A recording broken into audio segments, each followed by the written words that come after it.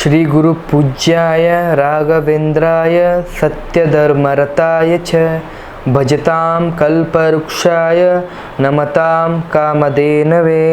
ನಾನು ನಿಮ್ಮ ಸುಧೀಂದರ್ ತೀರ್ಥರು ಮಾಡ್ತಿರುವಂತಹ ನಮಸ್ಕಾರಗಳು.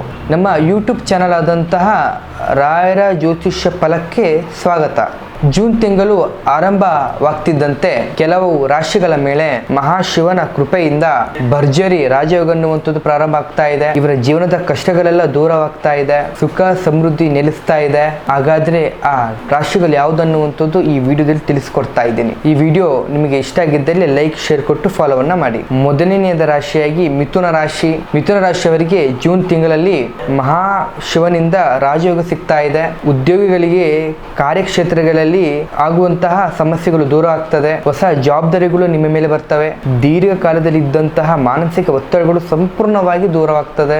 ಎರಡನೇ ರಾಶಿಯಾಗಿ ವೃಶ್ಚಿಕ ರಾಶಿ. ವೃಶ್ಚಿಕ ರಾಶಿಯವರ ಆರಾಧ್ಯ ದೇವ ಶಿವ ಆಗಿರೋದ್ರಿಂದ ನಿಮ್ಮ ಶತ್ರುಗಳ ಕಾಟ ಸಂಪೂರ್ಣವಾಗಿ ನಿವಾರಣೆ ಆಗ್ತದೆ. ಕೋರ್ಟ್ ಕಚೇರಿ ವಿವಾದಗಳಲ್ಲಿ ಯಶಸ್ಸು ಸಿಗ್ತದೆ. ವ್ಯಾಪಾರಸ್ಥರಿಗೆ ಹೊಸ ಒಪ್ಪಂದ ಸಿಗ್ತದೆ. ಸಾಲದ ಬಾಧೆಯಿಂದ ಮುಕ್ತಿ ಸಿಗುವಂತದ್ದು ಕಾಲ ಹತ್ರ ಬರ್ತಾ ಇದೆ. ಮೂರನೇ ರಾಶಿಯಾಗಿ ಮೀನರಾಶಿ. ಜೂನ್ ತಿಂಗಳು ಶಿವನ ಆಶೀರ್ವಾದದಿಂದ ಮಂಗಳಕರವಾಗಿದೆ. ಕುಟುಂಬದಲ್ಲಿರುವಂತಹ ಭಿನ್ನಾಭಿಪ್ರಾಯಗಳು ಸಂಪೂರ್ಣವಾಗಿ ದೂರವಾಗಿ ಸುಖ ಶಾಂತಿ ನೆಲೆಸ್ತದೆ. ದೀರ್ಘಕಾಲದ ಅವಧಿ ಆರೋಗ್ಯದಿಂದ ಬಲುತ್ತಿದ್ದವರು ಶಿವನ ಕೃಪೆಯಿಂದ ಉಪಶಮನ ಸಿಗ್ತದೆ.